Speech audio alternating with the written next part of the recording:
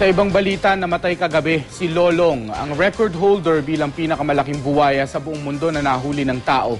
Nakatakdang suriin ng Protected Areas and Wildlife Bureau ang labi ni Lolong para malaman ang kinamatay nito. Makibalita tayo live kay LJ Lindaan ng GMA Davao. LJ.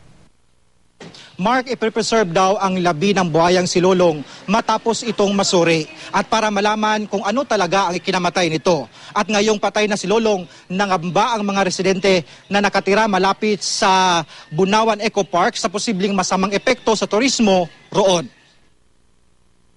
Sa mismong kulungan nito, namatay bandang alas 8:05 kagabi si Lolong.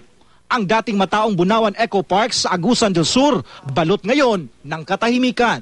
Pansamantala kasi itong isinara habang inaalam ang sanhi ng pagkamatay ng tinaguriang largest crocodile in captivity ng Guinness World Records.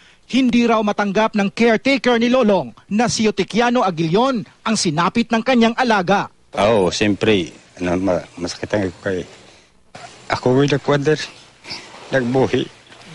Nasakit ang ko kay siyempre, gialagaan ko na ito ng mayo.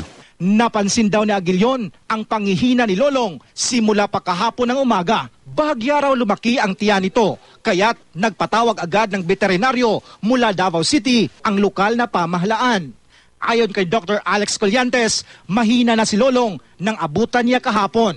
Hindi pa matukoy ang sanhi ng pagkamatay ng buhaya. Sa ngayon, binalutan ng malaking trapal na may yelo ang buhaya para hindi maagnas ang labi nito. Isa sa ilalim pa ang buhaya sa necropsy para matukoy ang ikinamatay nito. Pagkatapos, ipipreserve ang labi ng buhaya at ididisplay sa isang pavilion sa loob pa rin ng Eco Park. Ang pagkamatay ng buhaya, labis na ikinalulungkot lalo na ng mga taga-barangay Consuelo kung nasaan ang Eco Park. Nabigyan kasi sila ng kabuhayan dahil sa pag-unlad ng turismo sa lugar dahil kay Lolong. Mark, darating sa Bunawan, Agusan del Sur ang team ng PAUB mula sa Palawan para nga suriin si Lolong. At yan ang pinaka-latest mula dito sa Davao City. LJ Lindaan, Nagbabalita, Pilipinas.